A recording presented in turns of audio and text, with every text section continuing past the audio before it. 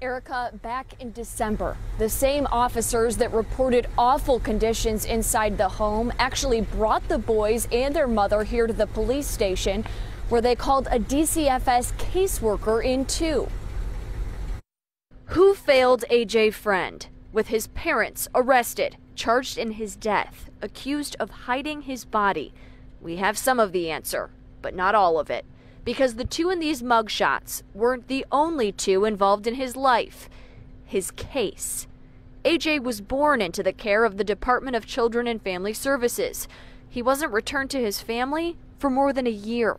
They should have never given that kid back. They should have never given that kid back. That kid would be alive probably today if they didn't. We looked closer at the days and the reports that led up to the memorial a community is gathering around tonight. Two of them match. December 18th, these reports from police, the day officers detailed the horrible conditions they found inside the Freund family home.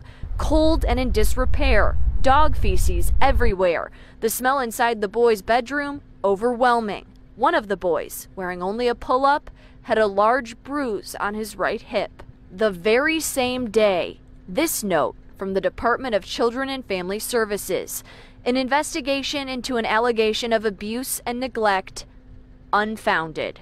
According to police reports, the same officers that detailed the conditions inside brought Joanne Cunningham back to the police station on an arrest for driving with a suspended license.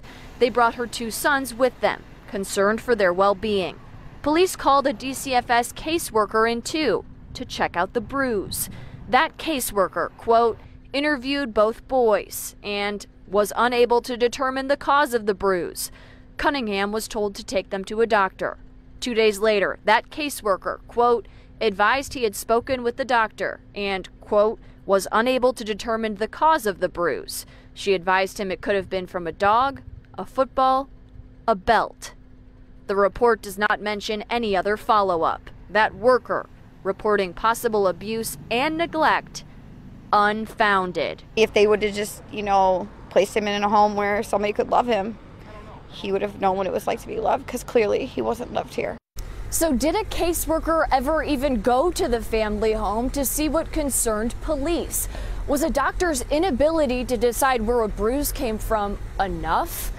Those are just a few of our unanswered questions for DCFS tonight, and we're going to continue to follow up with them because more and more people are calling for change right now. We're reporting outside Crystal Lakes Police Department tonight. I'm Tara Molina, CBS 2 News. Erica? Okay, Tara, thank you. According to a recent Inspector General's report on DCFS, 98 children involved with the agency have died in the last 2 years. 60% were under the age of 2. Governor J.B. Pritzker recently nominated Mark Smith as the new director of the agency and ordered an independent review.